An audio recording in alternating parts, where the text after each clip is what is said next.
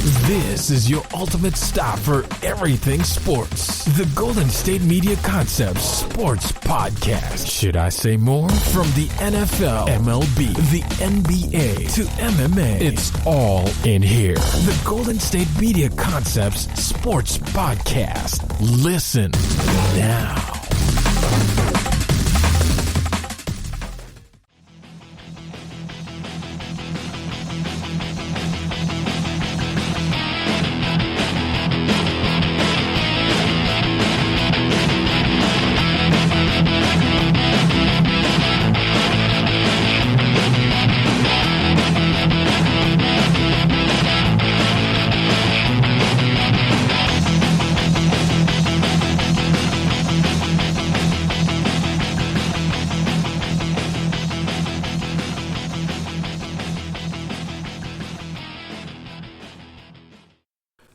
Hello, and welcome back to the GSMC Sports Podcast, brought to you by the GSMC Podcast Network. I am your host, Alex Masfer. Thank you so much for tuning into today's episode and to be continuing to listen to the show. If you are a returning listener, we really do appreciate you. Before I start talking anything sports, I want to remind you all to subscribe to the podcast if you aren't already. You can subscribe to the podcast on whatever website or application you are listening to this episode on, whether that be Spotify, Apple Podcasts, Podbean, whatever that may be. Again, on your device, your phone, laptop, or even watch if you're listening to it on that. But please do not forget to subscribe to the podcast if you aren't already. We would really appreciate it. Again, please do not forget to subscribe to the podcast on whatever application or website you are listening to this on whatever device you're listening to this on as well. So again, please do not forget to subscribe to the podcast. You want to subscribe to the podcast so you get those alerts and notifications on your device, and you can know when we drop a new episode of the GSMC Sports Podcast here at the GSMC Sports Podcast team, and you can be one of the first people to listen to a new episode when we release it. Again, please do not forget to subscribe to the podcast. Also, we would really appreciate it if you are enjoying the show, leaving us a 5-star review or just a positive review in general on that same app or website you are listening to this episode on. It would give us a big boost of confidence and let us know that you guys are enjoying the content and discussion points that we are talking about on the show. Again, if you want to leave us a 5-star review or just a positive review in general, if you are enjoying the content and the episodes and everything to do with this show, we would really appreciate it if you would just leave us that 5-star or positive review in general. And finally, don't forget to follow us on all social media platforms, Twitter, Facebook, and Instagram. We would love to interact with you guys more just in general. Over on social media, we can talk about, the football game that's on Sunday night or Thursday night or whenever. We can talk about breaking NBA news. We can pretty much talk about anything you guys want to talk about over on social media. So again, please give us a follow on there. Twitter, Facebook, and Instagram is where you can primarily follow us. We would love it if you would give us a follow on there. And yeah, come over on social media and interact with us about sports. Before I continue, I just want to say I hope you had a happy holidays. Thanksgiving had just ended about 2 episodes ago when I did this, and Christmas is right around the corner, so I hope you and your family are happy and healthy during the holidays so far, and I hope you're all enjoying the Christmas spirit that we're getting into. It is officially December, which means the NFL is coming to a close. This is the most important part of the NFL season. I want to talk about some major NFL storylines. What do I think about Carson Wentz? Is there any fixing Carson Wentz? And should the Eagles move off of him? In my last episode, I said it was time to move off of Carson Wentz, but I have a theory on where Carson Wentz could go to potentially revive his career. That's coming up later on in the show. Also, the Steelers are 11-0, but how legit are they? Are they perennial Super Bowl contenders? And what did I see in that Ravens matchup Wednesday night that gives me cause for concern going forward with the Pittsburgh Steelers? Also, at the very end of the show, I'm going to be giving you my predictions for the NFL awards. I try to do this, every 3 weeks or so, giving you my updated predictions on who I think will win, either top 10 teams or top 10 players or awards. So I want to give you MVP, Coach of the Year, Rookie of the Year, Comeback Player of the Year, Defensive Player of the Year, Defensive Rookie of the Year. I want to give you all that good stuff. At the very end of the episode, I'll be talking about where I think things stand in regards to the NFL awards this season. I think you'll hear some surprises. At least I think you will. But I want to start off with the NBA because we had 3 major pieces of NBA news. I obviously want to get to the LeBron James and Anthony Davis, both of them signing an extension. That'll come up later on in the show. And I want to talk about and sort of start off here with the biggest piece of news in the sports world yesterday, which was that Russell Westbrook has been traded to Houston for John Wall. Now, this was a rumor that sort of popped up a few weeks ago, sort of in the heat of the Russell Westbrook rumors and even the James Harden rumors, and people were speculating on where Russell Westbrook could go. Now, I heard the idea floated around on Twitter, and some people have been mentioning it, including Woj and Sham, saying that there is a possibility that Westbrook and Wall could be traded for each other. Both of them are considered some of the worst contracts in the NBA, and both of them are really ball-dominant, uber-athletic point guards that don't have a great mid-range or outside shot. They're very similar players. They're actually pretty similar in age. I believe Wall is maybe a year younger. But it was an interesting trade nonetheless. I did not expect this to happen, if I'm being quite honest with you. It was one of those rumors that I thought would be interesting, but didn't think that would be the actual deal done. If I was being completely honest, I expected Russell Westbrook to be moved to the New York Knicks. That's where I wanted to see Russell Westbrook going. I thought Tom Thibodeau would sort of appreciate the hustle and the style of play that Russ brings, and it's clear that Thibodeau wants to bring sort of a toughness and grittiness to this, new Knicks regime and new Knicks era potentially, and, in the Knicks right now kind of in the shadow of the Brooklyn Nets, but they ended up going to Washington, which is really, really, really interesting for me. So the full trade details, not many moving parts. Usually NBA trades, specifically with the salary cap, have a ton of moving parts, a ton of picks. We've seen trades for 5 first-round picks and all that. This one was pretty simple. Only 3 things involved. Russell Westbrook going to Washington, John Wall, and a first-round pick from Washington going to Houston. And here's the thing. I don't know if you're on Twitter or if you're on social media often, but I don't know if you've ever seen this meme. It's sort of a cartoon meme of Spider-Man pointing at Spider-Man. It's a scene from probably an older cartoon, and it's just like Spider-Man pointing at Spider-Man. It's supposed to signify that these two things are the same thing. And that's how I felt immediately after this trade happened. I thought of the Spider-Man meme, and yes, John Wall and Russell Westbrook aren't exactly the exact same player, but they're sort of in a very similar position in their careers. John Wall has been out of basketball for pretty much 2 years now, hasn't played since 2018 due to his Achilles injuries, and Russell Westbrook the last 2 years kind of fell from grace from that, MVP form, which I believe was what? Was it 2018? It was either 2018 or 2017 where he won that MVP, averaging the triple-double. His stats necessarily haven't gone down, but there's the narrative now that he's a bad teammate, hard to play with. We've seen guys like KD leave him. We saw Harden leave him now, and we obviously saw Paul George leave him in OKC as well. So he's got the narrative that he's hard to play with. And he obviously demanded a trade from Houston after this season because he thought the culture wasn't tight enough in Houston, on top of he did not like his role, and obviously shipped over to Washington now. So I want to talk about both sides of this trade. Again, it's not maybe the biggest trade that we've seen this season. I mean, I don't know if it's any, kind of altering a lot of things, but I want to give you a winner in this trade. And a lot of people, for whatever reason, seem to be anointing the Washington Wizards as the winner of this trade. But I disagree. I actually think the Houston Rockets are the real winners of this trade, and I'll tell you why. Is this a bad move for Washington? Not necessarily. I would definitely tell you 100% at both of their stages and in their career, Russell Westbrook is a better player than John Wall, simply because John Wall hasn't played basketball in what feels like 5 years, but is really only 2 years, and we don't know how he's going to come back from these Achilles injuries. Obviously, Achilles is sort of the danger zone in basketball. A lot of guys have struggled to come back from it. Obviously, Kevin Durant is trying to come back from it. And correct me if I'm wrong, but I think John Wall has actually had 2 Achilles injuries now. And his game is sort of similar to Westbrook, built upon athleticism, getting to the rim, a cool layup package, and swagger. That's kind of what these two guys sort of emulate in each other, and they're very, very similar players. There's a couple of reasons why I think Houston won this trade. It's not because of the contracts. Both of these guys have absolutely terrible contracts, and I don't want to be paying either of them 3 years from now. I would qualify John Wall's contract as a little bit less worse than Russell Westbrook, because I believe the years are shorter on Wall's deal, and the money's a little bit less on Wall's deal than Russell Westbrook's absolutely huge supermax contract. Do I understand why the Washington Wizards did this? Absolutely. They're trying to remain relevant. They want to make the playoffs, and they're worried about Bradley Beal leaving. Russell Westbrook's going to put some butts in seats, get you some highlight reels, and probably win you a couple more games than John Wall will, specifically in the Eastern Conference. So now I believe the Washington Wizards are 100% going to make the playoffs this year with their roster. The reason why I don't think this was the right move moving forward was, one, I think Russell Westbrook's on the decline. His three-point shot and mid-range shot is getting worse, not better. He's only getting older in age. And as you get older in age, obviously the NBA is known, unless you're LeBron James, of course, your athleticism seems to take a little bit of a dip year after year. And again, Russell Westbrook, whose game is completely centered around athleticism, it's not good if he's going to start losing a step over the next couple of years.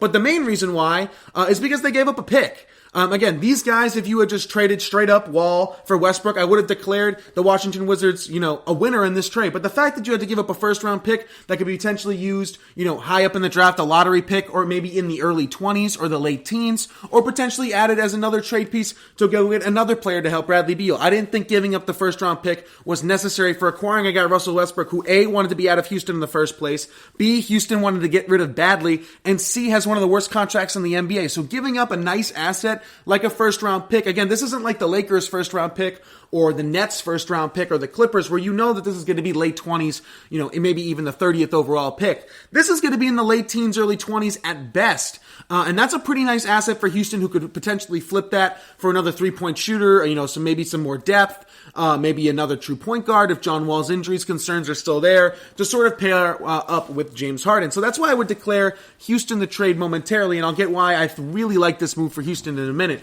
But another reason is, it's known around NBA circles that Bradley Beal and John Wall are best friends both on and off the court. They are almost like brothers, as has been described from Bradley Beal himself in interviews through The Athletic and through other different Washington media outlets. And there's been rumors for about almost a year to a year and a half now as Bradley Beal potentially being that next guy who's going to want to demand a trade. It kind of reminds me of how Anthony Davis was, not his last year with New Orleans, but if you remember the year before, a lot of people were speculating that AD was going to want out to potentially go to a team like the Boston Celtics that had a ton of trade pieces, and it was sort of a couple years away before AD officially announced that he would want to move on from New Orleans. That's the type of vibes I was getting from Bradley Beal over the next sort of portion of the thing.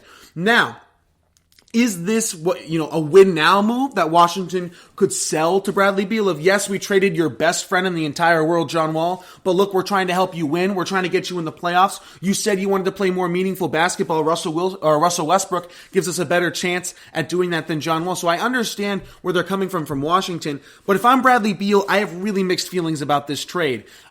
Is Russell Westbrook going to be the Russell Westbrook we saw averaging a triple-double, looked like a good teammate, getting other guys involved, 10, 12 assists a game? Or are we going to see the Houston Russell Westbrook that was jacking up a lot of threes and costing his team some games? And quite honestly, played better when Harden was off the floor. So it's going to be kind of interesting to see, especially from Bradley Beal, because if I'm Bradley Beal, I'm thinking wait, Russell Westbrook was better for the Houston Rockets when James Harden was off the floor, and the best years of Russell Westbrook came when he had no other superstar around him. Why would I believe that Russell Westbrook and me are going to have this great partnership off the court? And quite frankly, I'm kind of pissed off that John Wall was traded. Bradley Beal had came out and said that one of the reasons why he re-signed with the Washington Wizards on that short-term deal, didn't sign that Supermax quite yet for the long term, but I think it was just a 2-year extension, was because he wanted to try and get back with John Wall. The last time John Wall and Bradley Beal played together was 2018, and they made the playoffs. So you have to understand where Bradley Beal's coming from, where he genuinely thought that him and John Wall could have made the playoffs this year together. And I'm not saying they couldn't, but it's going to be interesting to see how the partnership on court chemistry and off the court chemistry is going to happen between, Bradley Beal and Russell Westbrook. And John Wall came out and said he was blindsided by the trade. I don't understand how that's possible when he's the one who requested it. Again, John Wall meant a lot to the Washington Wizards fans. I've been, all over their social media pages today, sort of trying to do research on how the fans took this trade. They did not take it well. They understand. I think if I'm getting the vibe, maybe Wizards fan can correct me. They understand why the move was made. They're not necessarily thrilled about it. And I know John Wall was a huge impact on the Washington, D.C. community. So it's going to be hard for maybe some fans and Bradley Beal to accept John Wall not being there unless Russell Westbrook sort of delivers at a level that John Wall maybe couldn't have done. And maybe instead of being the 8th seed in the West, or excuse me, in the East, maybe the Wizards get to the 6th seed. Or maybe they get to even push for the 5th seed over Indiana or Philly or something like that. That's the type of thing I need to see from Russell Westbrook in order for me as either a Washington Wizards fan or Bradley Beal to accept that you traded sort of the face of the franchise almost. I know the face of the franchise is Bradley Beal, but John Wall was sort of everything about the Washington Wizards for years and years. So I'm sort of iffy on the Washington side of this, and I'm kind of confused why everybody has sort of anointed the Wizards as the winner of this trade. I don't necessarily see how the Wizards got better long term. I see how they might have gotten better this year, assuming Russell Westbrook is even better than John Wall at this stage of his career. Again, there's more uncertainty with Wall because of the Achilles injury, but I want to talk about why this potentially has a home run factor for Houston. So James Harden, right? I don't expect he's going to be going anywhere at this point anymore. I feel like that if James Harden was going to be traded to Brooklyn, it would have already gotten done by now. And the only guy, as training camps are starting to start up for a lot of NBA teams, that I could still see potentially be on the move is Victor Oladipo. I think him to Miami is still a reasonable possibility. Miami, when you look at their roster top to bottom, has 11 guys they can go to. That's a log-to-jam roster. I could still see a move from Miami and Victor Oladipo. But I think James Harden's going to be staying in Houston. And the report is that he preferred to play with John Wall than a guy like Russell Westbrook. So it is interesting to see. But here's why I think this has the potential to be a home run for Houston. Now, I'm not saying that this is going to happen, but this is the best case scenario for Houston. You have a hungry John Wall who hasn't played in 2 years, who feels maybe disrespected by the media, the fans, NBA circles, that he's been sort of forgotten about. And do not forget, they signed a guy in DeMarcus Cousins who's in a similar position to John Wall. Hasn't really played basketball in 2 years, used to be a complete dominant athletic force in his prime, and both of these guys have sort of been forgotten about him on NBA circles. Not to mention their great friends went to that legendary, I think, 2011 Kentucky team together as well, and they've been friends ever since. And they said, when DeMarcus Cousins was asked, I think yesterday, when you're listening to this, that him and John Wall have been planning to play together for a long time now. Eventually that they were going to play together. So you have two highly talented, motivated guys who might be past their prime with a chip on their shoulder, trying to prove that they still belong in the NBA and still belong in the NBA at a high level. Add that to James Harden, who's obviously going to lead the league in scoring again this year. Christian Wood, which was an incredible pickup and sort of a more traditional style of basketball. You have a real chance at Houston to be better than they were last year, this year, assuming that John Wall and DeMarcus Cousins even look, 70% of their former selves? If John Wall, who last time he was in the NBA averaged 20 points a game, 44% from the field, and almost 9 assists, can give you 17 and 7 or 6? That plus a DeMarcus Cousins maybe giving you 15 and 7, either starting or off the bench, I think would propel Houston, assuming a good season from Christian Wood, Eric Gordon, and PJ Tucker, better than they were last year. And then you just let James Harden take the wheel and do his thing as well, getting you 35 to 40 points a game. I think some really nice things could happen for Houston this year. Again, a hungry, motivated John Wall with a hungry, motivated DeMarcus Cousins, friends both on and off the court. Christian Wood added in there, new coach, new regime, new style of basketball. And in all honesty, the West is getting weaker, not stronger. You look at a team like Denver, they lost Jeremy Grant. You look at a team like Phoenix is on the rise, but they took Chris Paul from Oklahoma City, so they're out of there. Did New Orleans really improve enough to show you that they're going to make a leap or something? Not sure. Utah didn't do much to improve either. And obviously the Clippers just lost Montrezl Harrell and Doc Rivers, their head coach, and who knows where they're sort of standing from a mindset standpoint as a team. There's a lot of leaks coming out with the Clippers about their culture and lack of practices and throwing Doc Rivers under the bus. So it's not all sunshines and rainbows in Clipper land either. So if you're Houston, you have to see an opportunity to potentially be, seriously, the second best team in the Western Conference, with the teams like the Nuggets and the Clippers only getting worse, and nobody else in the West really making a big move to get better outside of Phoenix. So it's going to be interesting to see how this season plays out, specifically with the Houston Rockets. But don't be surprised at all if John Wall and DeMarcus Cousins sort of revive their careers together. Combine that with James Harden, Christian Wood. Some good things could be happening in Houston. I'm not saying championship. I'm not saying they're going to beat the Lakers in an East or a Western Conference Finals or anything like that. But don't be surprised if they look better than they did last year. Look more flowing, look more connected, play more like a team, maybe than they did last year. So it's going to be really interesting to see Houston and Washington as well. I can't wait to see Washington stacked up against teams in the Eastern Conference. Russell Westbrook, who was dominating in a tougher Western Conference and averaging a triple-double there, gets to come to the Eastern Conference. Maybe he does look like more of that Oklahoma City final year Russell Westbrook or that MVP year Russell Westbrook due to the lower competition. So it's going to be really, really fun and interesting to see how it all plays out. All right, we're going to take a short break here. On the other side of this break, I want to talk about LeBron James and Anthony Davis both signing extensions through 2022-2023. I want to talk about, do they have a potential to be a dynasty? Is Michael Jordan's legacy, sort of in doubt? Can LeBron potentially keep up or potentially exceed him at this level in the amount of rings? Again, is the Lakers going to be a dynasty? We'll talk about that. Plus Paul George comments on Doc Rivers and why I am not happy with Paul George. We'll get into all that good stuff right after this short break. Are you looking for the very best NFL and college football podcast? Then check out the GSMC Football Podcast. Get the latest football news both on and off the field. From the NFL Draft to trades to the rumor mill to the NFL Combines. They got you covered. That's GSMCpodcast.com/football-podcast. Get updates on college rivalries, game day insights, and much, much more. It's football talk the way you want it. This show eats, sleeps, and breathes football. Don't forget to like them on Facebook and follow them on Twitter. Visit GSMCpodcast.com for more info.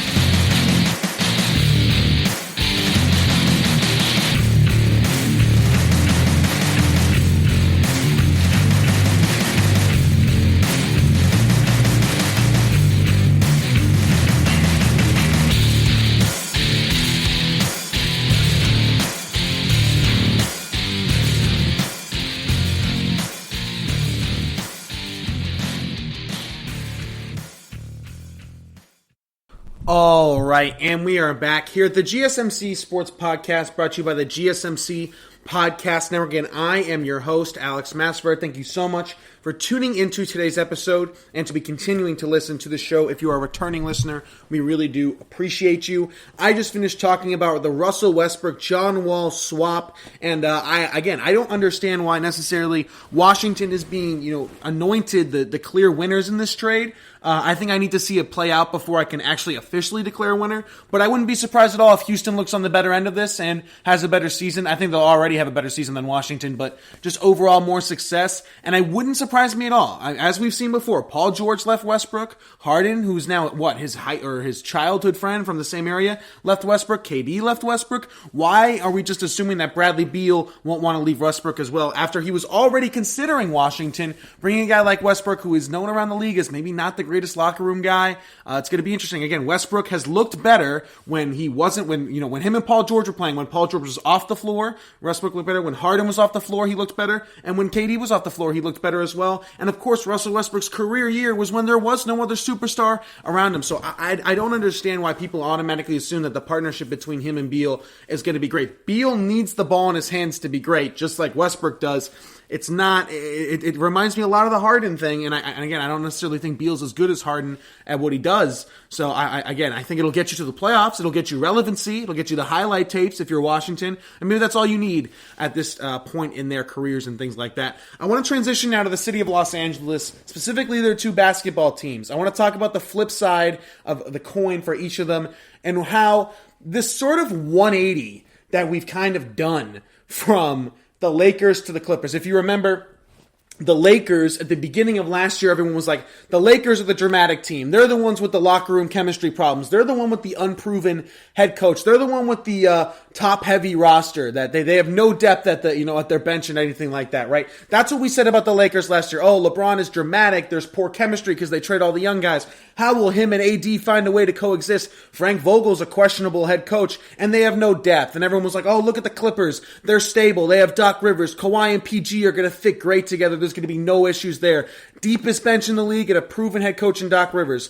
A year later, we're saying the reverse about both of those teams. When you look at what the Lakers have done this offseason, they have now gotten a proven championship caliber head coach, Frank Vogel. We know that LeBron James and Anthony Davis fit together better than maybe any superstars have ever. And again, I thought we saw an incredible connection between LeBron and Dwayne Wade in Miami. And again, their games were not supposed to fit well together because, again, they were both sort of slashing guards / forwards that played, maybe bigger than they were. Not the greatest shooters in the world, but this LeBron AD, thing works both on and off the court. And of course, they've already won a championship. Now they have the best bench in the league with Dennis Schroeder. I'm assuming Schroeder's coming off the bench. He does want to start, but I'm going to lean towards that the Lakers end up bringing him off the bench because LeBron is going to be the point guard going forward. You have Schroeder and Harrell and potentially even Kuzma coming off the bench now. So now the Lakers have the best best bench in the league, best duo in the league that fit together perfectly, and now a proven championship championship caliber head coach. Everything that we thought that the Clippers were last year, the Lakers are this year, and they won the championship last year. So in my opinion, the Lakers are on the brink of a dynasty.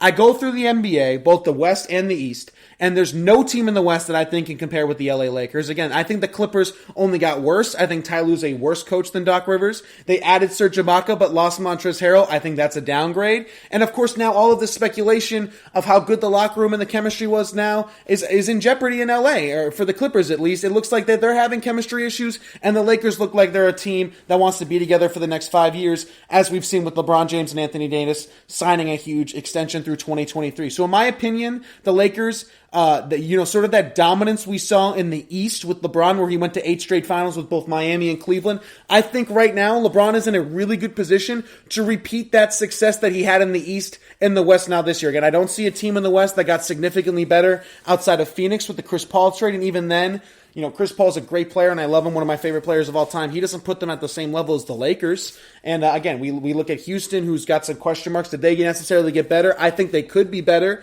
but not to the Lakers level. Again, I don't trust the Clippers at all anymore with their chemistry issues, and now their lack of depth after Lou Williams has looked like he's lost a step, and they lost Montrezl Harrell as well. So it's going to be interesting to see how the Lakers turn out, but if you're the NBA, you have to be scared of the LA Lakers, because now both of these guys are committed to LA long term. There's no more free agency risk of where AD could go or where LeBron could go. Rob Pelinka, Jeanie Buss have proven that they're able to get players around LeBron and Anthony Davis to win a championship, and then follow up a championship season with the best offseason in the NBA this year, provide still cap flexibility, still have trade assets.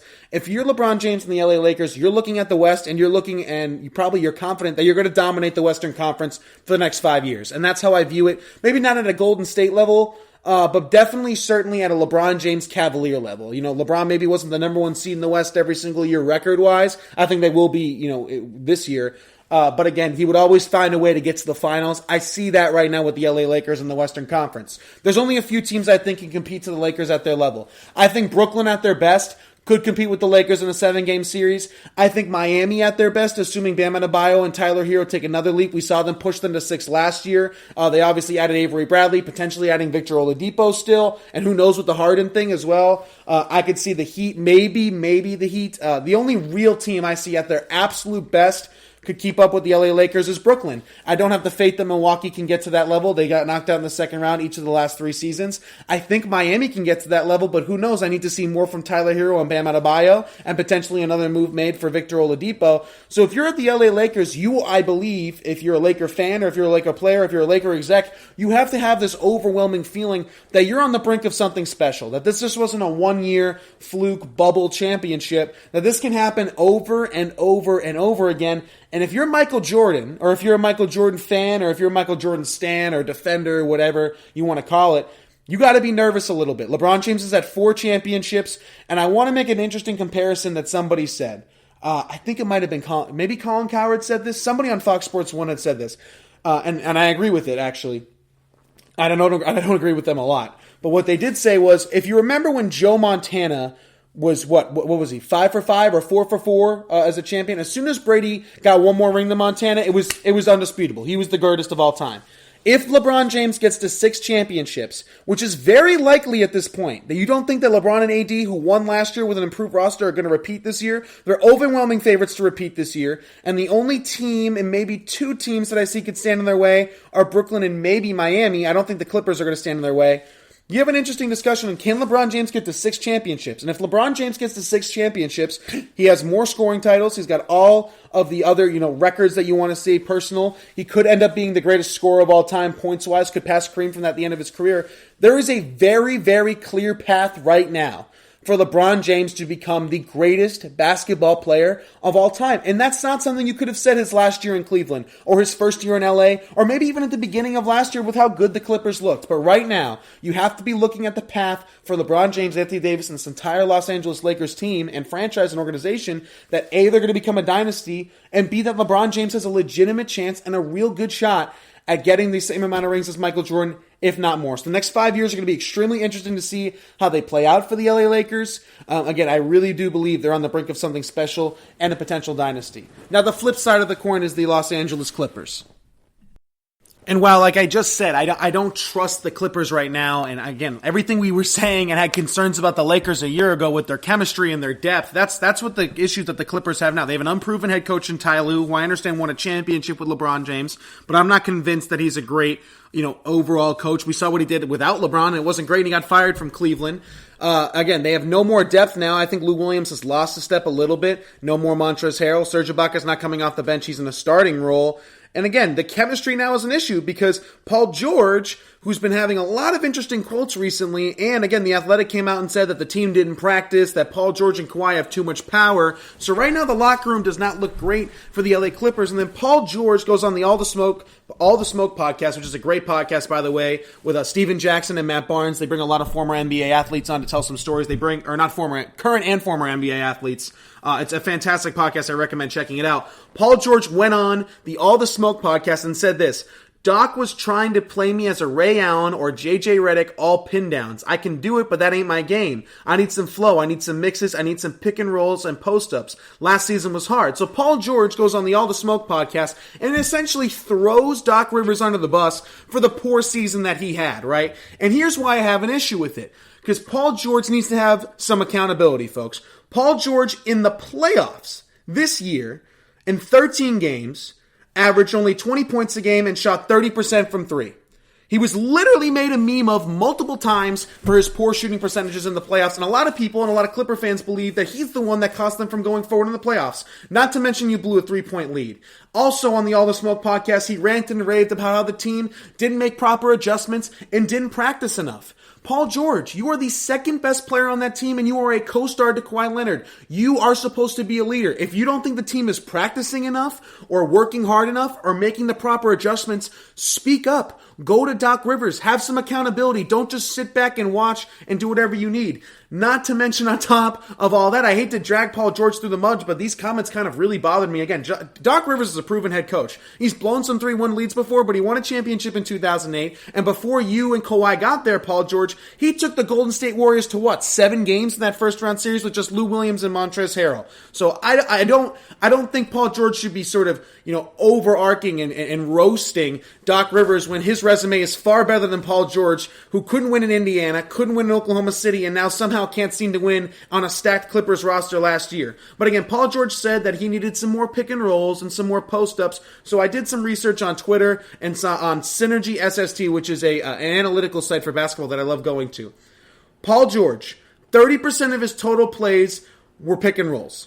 25% of them were in Oklahoma City, right? 25% of his plays were pick and rolls, and in Los Angeles they were 33%, a career high. So actually, Doc Rivers did exactly what Paul George wanted, which was more pick and rolls. 33% of the time it was pick and rolls for Paul George, a career high, more than in Indiana and definitely more in Oklahoma City. So I don't understand where Paul George is sort of getting at that Doc Rivers did him wrong and played him in a different type of role. Here's what I think is the problem with Paul George. Paul George had an absolutely terrible postseason, and he's sick of being made a meme. So when instead of having some accountability for himself and trying to sort of own up for the fact, hey, I shot poorly, just once I would have liked to hear Paul George in that podcast say, yes, well, maybe I wasn't used in the proper role. I shot poorly. If Doc wants to play me in a Ray Allen, JJ Redick type role, it's my job to hit knockdown threes and not hit the side of the backboard like he did against Denver. That's the thing, man. I was a fan of Paul George, and I still am a fan of Paul George's game. But Paul George has been the same guy his entire career. 6'7", can be a 3-level scorer, uber athletic. Everybody loves Paul George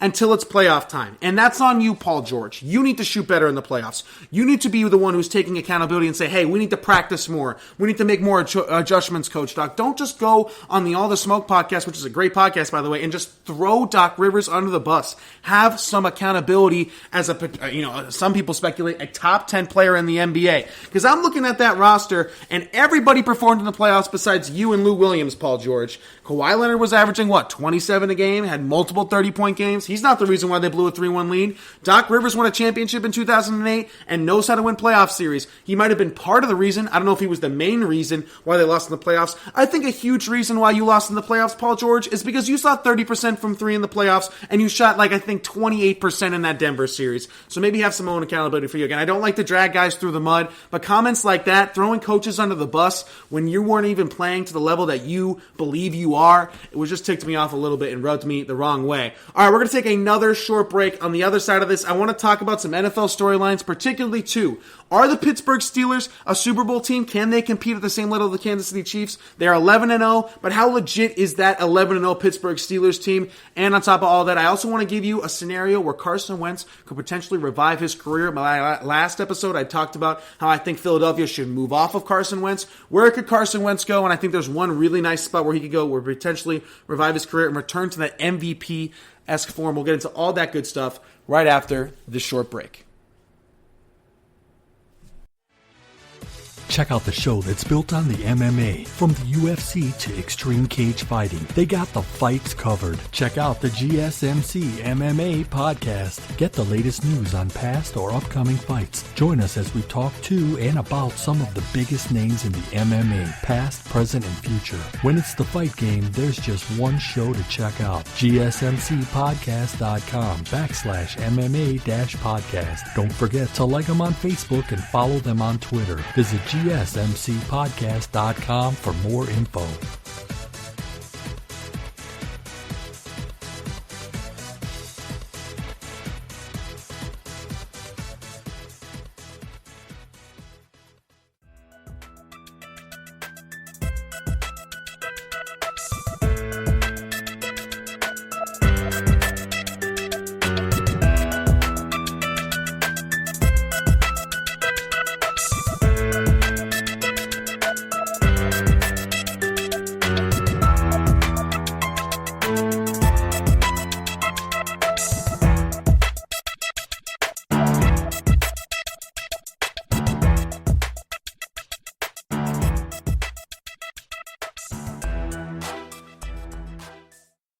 All right, and we are back here at the GSMC Sports Podcast, brought to you by the GSMC Podcast Network, and I am your host, Alex Masfer. Thank you so much for tuning into today's episode and to be continuing to listen to the show. If you are a returning listener, we really do appreciate you.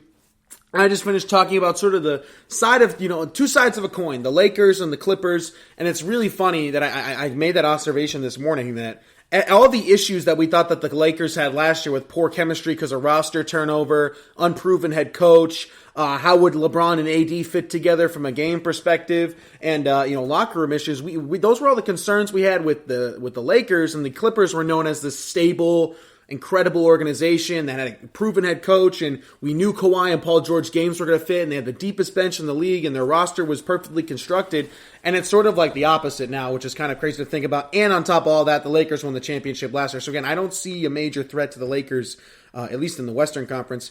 I want to transition now to the National Football League, because on Wednesday night, we actually got a football game. Obviously, this season's been completely crazy weird due to everything that's going on with the COVID-19 pandemic, and we had a Wednesday night football game between the Steelers and the Ravens, which should have been a blowout, okay? The Ravens were missing about half their team, including their best player, Lamar Jackson, and instead, the Ravens offense actually put up more points than the Steelers offense. Now, don't get me wrong, the Steelers obviously won the game 19-14 due to a pick six thrown by RG3 at the very beginning of the game. But Mike Tomlin was not happy, and he pretty much ripped his team at the end of the game, saying that it was a junior varsity performance. And he's not entirely wrong. Again, a Big Ben Roethlisberger threw for, 51 times, a touchdown and a pick. No run game available at all. And the Ravens offense put up more points, 14-13 more points than the Pittsburgh Steelers offense did. And again, without that pick six that Joe Hayden had in the first quarter of the game, who knows how the game would have played out. So of course Mike Tomlin was pissed and sort of ripped all of his players for playing a JV performance. And this led me to a greater discussion. I want to do a deep dive on the Pittsburgh Steelers because I've just been ranking them in the top three over and over again. Well, they're 11-0. They have to be great. They're 11-0, right? They're undefeated. Not many teams have been undefeated this far. But instead, I wanted to do a deep dive and look on their schedule and see who have the Pittsburgh Steelers beaten to get to 11-0. So week one, they beat Daniel Jones and the New York Giants, not a great football team. Week two, they barely beat the Denver Broncos after a Drew Lock injury and Kyle Ripken.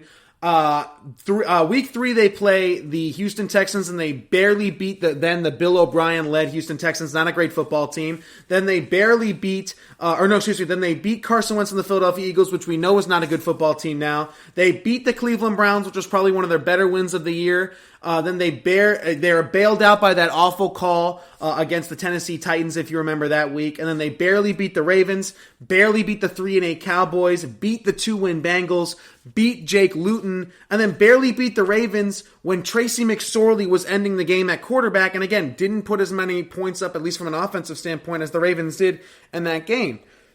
So when you look at it, the Pittsburgh Steelers are an 11-0 team, and sure, they deserve some credit. And I'm not saying the Pittsburgh Steelers are not a good football team. They are obviously a good football team, and I think they have a chance to go far in the playoffs. And I'm expecting them right now to have the number 1 overall seed in the entire National Football League.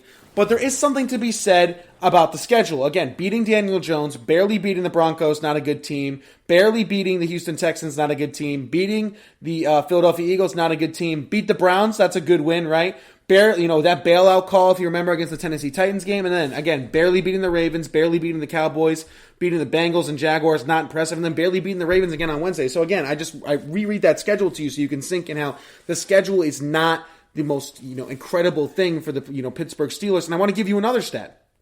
So the Pittsburgh Steelers this year, again, 11-0. I just read to you their schedule, which is considered to be the easiest, or according to a lot of people, the second easiest schedule in the entire National Football League. They have, out of their 11 wins this year, 6 of them are by 1 possession against that schedule. That is not great. That is not something that should be, applauded or looked favored upon. So I've come to this conclusion.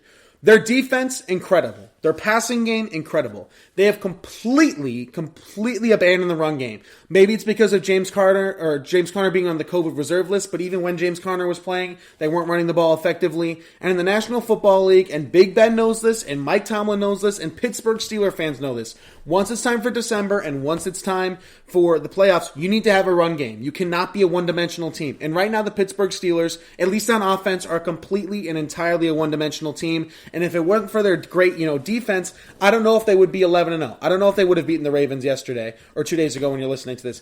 I don't know if they would have beaten, the Texans or some of these other close, losses that they had, or close wins that they had earlier in the year. Again, I'm not trying to take away anything necessarily from the Steelers that they're 11-0. They deserve to be 11-0. They've obviously won all 11 of their games, but don't be fooled just on records. A lot of people are going to tell you that the Steelers are the number 1 team in the National Football League. They're not. That title belongs to the Kansas City Chiefs. And after really doing a deep dive on their schedule, there's a lot of teams that I think could beat the Steelers. One of them being the Saints. I think the Seahawks on their best day could beat them. And I think that Buffalo and Tennessee would give them a run for their money too. Again, if you can run the ball effectively against the Steelers and maybe push them around a little bit and you can get, exploit their defense, Big Ben can only throw 50 times a game for so many times. Again, I thought the Steelers would be more cautious with Ben this time around. He's been throwing 50 times, his entire career, so this isn't necessarily nothing new. But he essentially had Tommy John surgery last year for quarterbacks, and you still decide to throw 40, 50 times a game. I would have thought that Mike Tomlin would have established a run game, or at least wanted to, but it's done the opposite, especially the last month of the year. They've absolutely abandoned it. So don't be surprised that the Pittsburgh Steelers score 11-0 and might very well finish 14-2, 15-1, hell, maybe even 16-0. I don't think so, but they could at the end of the year. Don't be surprised if they get bounced in the second round by the Tennessee Titans or the Buffalo Bills, or when they eventually meet up with the Kansas City Chiefs, that the game isn't as close as people think. Again, at the end of the day, I know this isn't about Kansas City, but they're the best team in the league, and I'm not sure it's close. And while they might not have the record that Pittsburgh has, I'm getting this sort of Golden State vibes where they don't have the best record in the league, but they're going to blow you out anyway, And again, I'm not trying to say that the Steelers are a bad team or they're not a top 3 or top 5 team in football, but I think Mike Tomlin knows what he's talking about, and he knows that while this team is 11-0 and they're doing enough to win, they're not, your traditional 11-0 team. When the Patriots were 11-0 in the 2011 season, or maybe when Carolina went 15-1 that year and they were 11-0 at one point. That's the type of team that was like in a dominating fashion. Kansas City looks more like an 11-0 team, and maybe you could even argue New Orleans looks more like an 11-0 team than a team like Pittsburgh does. So it's going to be interesting to see how the Steelers sort of play out going forward. Again, 11-0, don't want to take anything away from it, but again, with that, second easiest schedule in the National Football League. Again, you're going against some of the worst teams in the entire league. Again, the Bengals, the Jacksonville Jaguars, things like that. And on top of all that, 6 of your 11 wins are by 1 possession. That doesn't sound like a dominating 11-0 football team for me. Again, their defense is incredible. TJ Watt's incredible. Mika Fitzpatrick as well. But to barely beat them like that last week was really interesting. I thought that game was going to be a blowout. but it was a lot closer than people thought. So that's my thoughts on the Pittsburgh Steelers. I want to transition now to Carson Wentz, who my last episode that I talked to you guys about how I think that the Philadelphia Eagles need to move off Carson Wentz. And there's some reports today that a lot of people believe that Carson Wentz is a quote-unquote broken quarterback. He leads the league in turnovers this year with 15 interceptions and a couple of fumbles as well.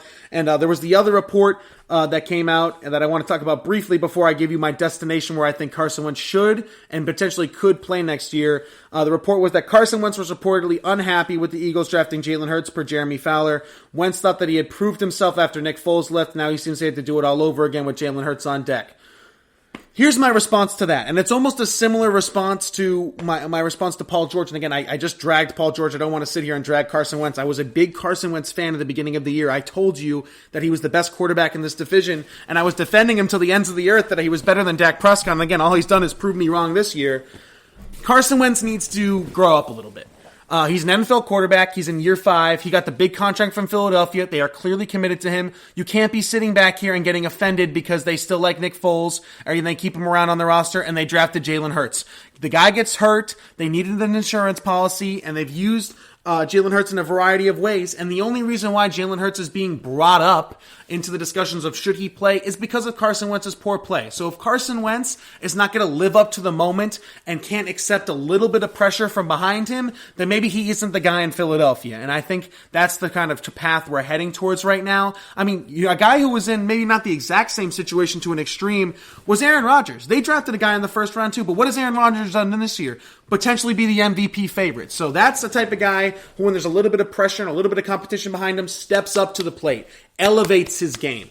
That's what I thought Carson Wentz could do, but maybe I was wrong on that. But I want to give you a destination that hit me after I did my last episode. So I said that maybe Frank Reich deserves a lot more of the credit for that Philadelphia Super Bowl win than people give him credit for. He was the offensive coordinator that year. Obviously, they won with Nick Foles and Carson Wentz. Obviously, that year they won the Super Bowl, beat Tom Brady and the New England Patriots. And right after that year, Frank Reich was hired as the Indianapolis Colts head coach. And all Frank Reich has done did what he did in Philadelphia, which is win with multiple quarterbacks. He won with Andrew Luck, won with Jacoby Brissett at a minimal level, at a good level, not a great level, and obviously is in contention for the division right now with Phillip Rivers. Hear me out.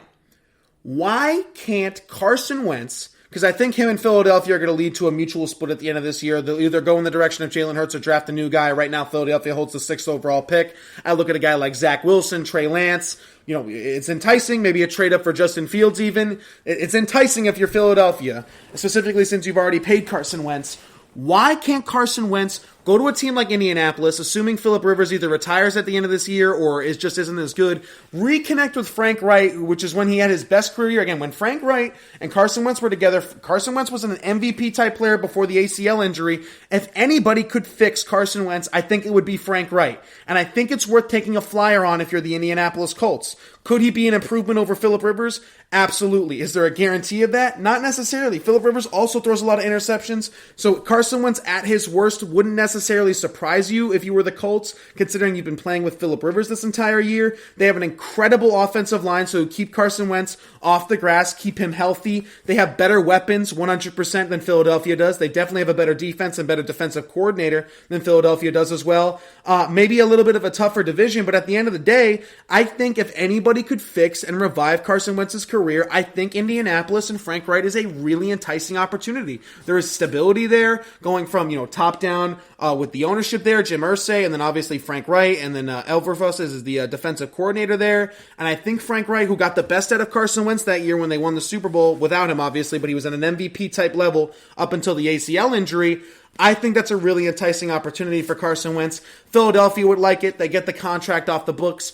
Indianapolis also has the cap space to be able to take on that Carson Wentz contract. And then Philadelphia could sort of rebuild a little bit from scratch with a good GM and Howie Roseman. I still think a good head coach in Doug Peterson. So Indianapolis makes a lot of sense to me for a guy like Carson Wentz to potentially revive his career. Now, the final NFL storyline I do want to talk about before I end this segment and then give you my updated NFL award predictions in the next one is to talk about Aaron Rodgers a little bit. So he went on the Pat McAfee show yesterday, and or 2 days ago when you're listening to this, I believe, and he said, a lot of people doubted me in the offseason, and maybe I'm proving them wrong. I'm paraphrasing, but it was something about It was sort of a little underlining shade on his birthday, I think it's his 37th birthday, to the Packers organization for drafting Jordan Love. And I think he has every right to do that. Aaron Rodgers is I don't know about entire NFL history, because I think Dan Marino's up there too. I don't know if a quarterback in NFL history has done more with less than Aaron Rodgers. And I know a lot of people like to give that crown to Tom Brady, but Tom Brady had Bill Belichick and an incredible defense, had Randy Moss for a couple of years, Rob Gronkowski for a couple of years. When you look throughout the history of the Green Bay Packers, where is Aaron Rodgers' Bill Belichick? Where is Aaron Rodgers' Randy Moss that caught 50 touchdowns that year? Caught 20 touchdowns that year. Where's Aaron Rodgers' Rob Gronkowski? Where's Aaron Rodgers' number one defense? The one year he had all that with Greg Jennings, Donald Driver, Charles Woodson on the defense, Mike McCarthy's best year coaching, they won the Super Bowl, and Aaron Rodgers won MVP deservedly. I'm not saying that team is as good as I'm not saying that this Packer team is as good as that Packer team. I don't think they have the defense. But what Aaron Rodgers is doing with guys like Alan Lazard and again, he's got some, and I'm not trying to say he doesn't have good weapons, but with Matt LaFleur as a head coach, who I go up and down with, a terrible, maybe the league's worst rush defense, not a great defense. The way that Aaron Rodgers is carrying himself and having an absolutely incredible year is something to be, considered and talked about. Again, I'll talk to you, in the next segment if I think that he is, the MVP or not. I think it's going to come down to him and Mahomes and maybe Russell Wilson if he kind of turns on the Jets. He had a lot of picks this year. Not a lot of picks in general, but a lot of picks for him. So it's going to be interesting to see. But again, Aaron Rodgers this year has been absolutely phenomenal. 33 touchdowns, a league high. Leads the league in passing yards and passing touchdowns. 33 touchdowns to just 4 interceptions. 117.6 quarterback rating this year. Absolutely ridiculous stuff. And when you look at his, throughout last year, Aaron Rodgers this year with 33 touchdowns already has more touchdown passes than he did last year in 2019, than he did in 2018, than he did in 2017, and he's probably going to break his 2016 40 touchdown record that year as well. And this is looking like the best Aaron Rodgers year quite literally since he won the MVP in 2011, where he had 45 touchdowns and 6 picks. He's on pace to do something similar to that right now. I don't know if he's exactly going to, have all of that and be that good, again, with the 45 touchdowns that requires him to throw 12 more touchdowns and then over the next 5 games, entirely possible. But Aaron Rodgers for MVP is a serious consideration, a serious topic. I'll talk about it in my next segment. But Aaron Rodgers, in my opinion, deserves the right to brag a little bit and throw some shade at the Green Bay Packers. Because right now, the narrative, by the way, that the Packers, the Jordan Love pick is a home run because it motivated Aaron Rodgers. Aaron Rodgers didn't need any motivation. He works hard in practice. He's a high IQ football player. He would have had this type of season with or without Jordan Love. So I don't like the narrative that the Packers are getting some sort of credit for pushing Aaron Rodgers. He didn't need to be pushed or motivated. He knows who he is, and he know people were doubting him at the end of last year anyway. Imagine if Aaron Rodgers had, gotten Will Fuller at the trading deadline. I know he's getting suspended now, or drafted Justin Jefferson instead of Jordan Love. This team could be on the Super Bowl potential, and they already are a Super Bowl contender. I don't think they'll win it because of their defense, but Aaron Rodgers is certainly doing everything in his power to get him there. All right, that's going to do it for this segment. On the other side of this final short break, I'm going to be giving you my updated predictions for each and every NFL award, MVP, all of that good stuff, Coach of the Year. You already know the deal. We'll get into all of that good stuff right after this short final break. Are you looking for help for your fantasy football team? Check out the GSMC Fantasy Football Podcast. Get today's best advice on who to start, who to sit, even who you should draft. From sleeper picks to red-hot lineups, they got it all covered for you. That's gsmcpodcast.com/fantasy-football-podcast. We'll cover traditional leagues, dynasty, PPR, even IDP leagues. When you need fantasy help, there's just one show to hit up. Don't forget to like them on Facebook and follow them on Twitter. Visit gsmcpodcast.com for more info.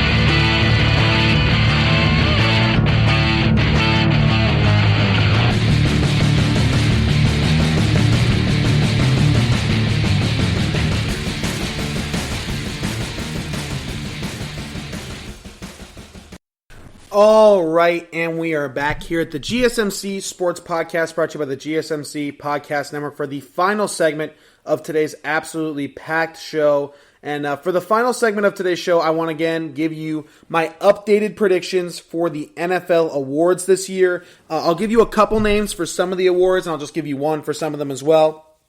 It's close this year, specifically for some awards like MVP, Offensive and Defensive Player of the Year, Coach of the Year, I think is pretty close as well. There's a lot of good guys that deserve some awards this year, a lot of players and coaches who have had absolutely phenomenal seasons, but obviously there can only be one winner for each award. So here's my updated predictions for each and every major NFL award this year. So let's start off with Defensive Rookie of the Year. I think it's going to go to Jeremy Chinn of the Carolina Panthers. Now, the last time I did this, I think I said it was going to be Antoine Winfield Jr., who was at the time having an incredible season, still is for the Tampa Bay Buccaneers. But Jeremy Chinn, I think, got another touchdown the other week. I think he is either leading or is second in tackles for that Carolina Panthers defense, which is much improved, which literally in the draft last year, every single draft pick they had last year was a defensive player. I think Jeremy Chinn deserves Defensive Player of the Year. He's had an absolutely phenomenal season for a defense on the rise in Carolina. And keep in mind, he's having an incredible defensive season going against probably the best or second best, maybe third best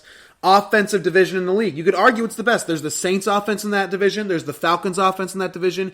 And the Buccaneers, Tom Brady-led offense with Bruce Arians in that division. So for him not be getting picked apart as a rookie and having an absolutely phenomenal season, I think Jeremy Chinn of the safety for the Carolina Panthers deserves Defensive Rookie of the Year. Again, Antoine Winfield's a name you should keep an eye on to potentially win it. Patrick Queen as well. On top of all that, you can't leave Chase Young out as well, who's had a little bit of an underwhelming season, but a good season nonetheless. Specifically, if Washington wins that division and he has maybe some big moments in the playoffs, I could see him getting that award as well. So Defensive Rookie of the Year, I think it will go to Jeremy Chinn, safety for the Carolina Panthers. Now let's move on to Offensive Rookie of the Year. This one isn't close. As of right now, it's not close. I think it could get closer. The only guy right now I can hand this award to is Justin Herbert. He's on pace to have 37 touchdowns, not a ton of interceptions. He's having an absolutely incredible year so far. The Chargers aren't necessarily winning. That's not necessarily his fault. I think he makes some questionable decisions late in the game. I don't think he's, Andrew Luck with a better arm like some people have said. I think he's a good player. I think he's a great player, has the potential to be a great player. But right now, he's having the best rookie year out of anybody right now. At the beginning of the year, I thought it was Clyde Edwards-Helaire. I would have given it to Joe Burrow pre-injury. I think Tua Tagovailoa, if he leads the Miami Dolphins to the playoffs and has a couple 300-plus yard passing games like Herbert's been having in the month of December, and obviously he'll win more than Herbert, I think he could sneak up there. But at this point, it's almost a runaway. I think Justin Herbert deserves Offensive Rookie of the Year. And once they get a head coach down there in Los Angeles, who knows? Maybe Justin Herbert and the Chargers could take flight a little bit, and next year's going to be fun for sure. That division is awesome, man. You have John Gruden and the Raiders, Patrick Mahomes and the Chiefs, the Broncos, if they can get something figured out, have a talented roster and a great organization led by John Elway. And then Justin Herbert and the Chargers look to be on the rise. So the AFC West is a fun division, and I think they're going to be home to the Offensive Rookie of the Year. Justin Herbert for the LA Chargers, the quarterback, I think will be winning Offensive Rookie of the Year this year. Now, Comeback Player of the Year is another one that I don't think is necessarily close. I think Ben Roethlisberger is going to run away with this award. Having an incredible year offensively. Obviously, the Steelers are 11-0, and again, I know I kind of just harped on their 11-0 saying it was sort of a cakewalk schedule and things like that. But you cannot deny that Ben Roethlisberger's been having a good year. Yes, his numbers could be considered inflated considering they throw the ball 50 times a game. But at the end of the day, Big Ben missed all of last year, and that team went 8-8. Now Big Ben's back, and that team's 11-0. That has something to do with Ben Roethlisberger and his incredible arm, incredible yardage this year and touchdowns. Limit the picks a little bit, Ben, but I think he's having a great year given his age and given the surgery as well. So, Comeback Player of the Year, I think, deserves to Big Ben Roethlisberger. Now, Coach of the Year, I'm going to give you two names. I think it's a two-man race here. Brian Flores or Mike Tomlin. I think Brian Flores has done more with less, a younger team, an unproven team, and I think this goes back to last year as well. Brian Flores, I think, deserves some Coach of the Year votes after going 5-4 in the last 9 games with quite literally the worst roster in the National Football League last year, and again, after being accused of tanking and all of that nonsense. Now, it wouldn't surprise me if Mike Tomlin wins this, specifically if they go 16-0. Obviously, if they go 16-0, hand the award over to Mike Tomlin. But even if they go 15-1, I think Brian Flores, specifically, if this Dolphin team goes 11-5 or 10-6 and makes the playoffs, maybe even wins the division in Buffalo, over Buffalo. Not sure it'll happen, but I think Brian Flores will deserve a lot of Coach of the Year consideration, considering he's also won with two different quarterbacks this year, Ryan Fitzpatrick and Tua Tagovailoa. Completely different systems, different schemes, a lot of adaptations. His coaching staff also had to deal with a lot of COVID concerns. He was missing a lot of coaches, and he's had some pretty big signature wins against New England last year, Arizona this year, the Rams as well at home. And that big matchup against the Chiefs in 2 weeks is going to be a lot of fun to watch between the Dolphins and Chiefs as well. Hopefully we get a healthy Tua Tagovailoa for that. So Coach of the Year, I'd give it to Brian Flores right now, but if Mike Tomlin and the Steelers do end up going 16-0, I obviously believe that he should win Coach of the Year for that job. Defensive Player of the Year is another tie between two Dolphins and Steelers. So Coach of the Year was obviously a tie in my opinion, but I'd give the nod to Flores between Flores and Tomlin. Defensive Player of the Year, I think it's a two-man race right now. Aaron Donald is obviously the best defensive player in the league, and I don't want to take anything away from him, but it's sort of a LeBron MVP thing with him where they're not going to give it to him each and every year. They're going to give it to guys who had some breakout seasons. There's two names for me. Xavier Howard, cornerback of the Miami Dolphins, 7 interceptions this year through 11 games. Wouldn't be surprised at all if he gets to 10, maybe even 12 interceptions if he keeps this up. I would expect him to get to at least 10 right now. That would lead the league. Anytime a guy gets double-digit interceptions, he's in the consideration for Defensive Player of the Year. Not to mention the Dolphins are the second or the top, I don't remember, scoring defense in the league, and obviously that Dolphins team is winning because of their defense. So I think Xavier Howard is a guy that should be considered. But if I had to pick someone right now, and I love Xavier Howard, I'm going to give Coach of the Year to Brian Flores, but I think I might have to give Defensive Player of the Year to TJ Watt. Right now, he leads the league in sacks, QB hits, and tackles for loss. That's a hard resume to beat right now. But if Xavier Howard did get to 10 interceptions, maybe even all the way up to 12, I wouldn't be surprised if they gave it to him. So it's a tie, but I think I'd give the nod to TJ Watt. Again, TJ Watt right now, 11 sacks leads the NFL, 33 QB hits leads the NFL, and 17 tackles for loss leads the NFL, and quite literally the best defense in the entire league right now, Pittsburgh, who's also, by the way, 11-0 due to a large part because of that defense. So Defensive Player of the Year, I'm going to have to give it to TJ Watt, but Xavier Howard is another guy you should keep an eye on right now. Offensive Player in the Year has been a weird award for me. I've been in flux. Last time I talked to you was Kyler Murray. He's been struggling a little bit. Now it's Derrick Henry, who's had an absolutely incredible couple of weeks last week. Don't be surprised, by the way, if Tyreek Hill is named in this conversation. He's ridiculous. DK Metcalf's leading the league right now in receiving yards. But if I had to pick somebody right now, Derrick Henry, he is the reason why Tennessee is even afloat. That defense is inconsistent, and I know nobody trusts Ryan Tannehill for anything, in big games and big moments. I know he has some comeback wins, but a large part for why Tennessee is so good and why they're so hard to beat, particularly in the playoffs. I do not want to face the Tennessee Titans in the playoffs. I don't think anybody does, not even the Chiefs, is because of Derrick Henry and how good he has been. Derrick Henry, Offensive Player of the Year, has my vote. MVP, I just went on that huge rant and rave about Aaron Rodgers. I think he deserves it. I think he wins it. Now, Patrick Mahomes is the only other name in this conversation. You could argue Russell Wilson if he improves and leads them to maybe even a little bit of a deeper playoff run. If I had to pick somebody right now, I'd go Rodgers. Ask me tomorrow, and I could say Mahomes. It's a coin flip. Mahomes has already won it recently, which makes me believe that they're going to give it to Aaron Rodgers. But again, Mahomes is obviously the best quarterback on the best team, and they're probably going to repeat as NFL champions. So it's tough, but I'm going to have to give the nod to Aaron on this one, specifically after all the disrespect he took last year and the Packers taking Jordan Love at that quarterback with that 26th overall pick.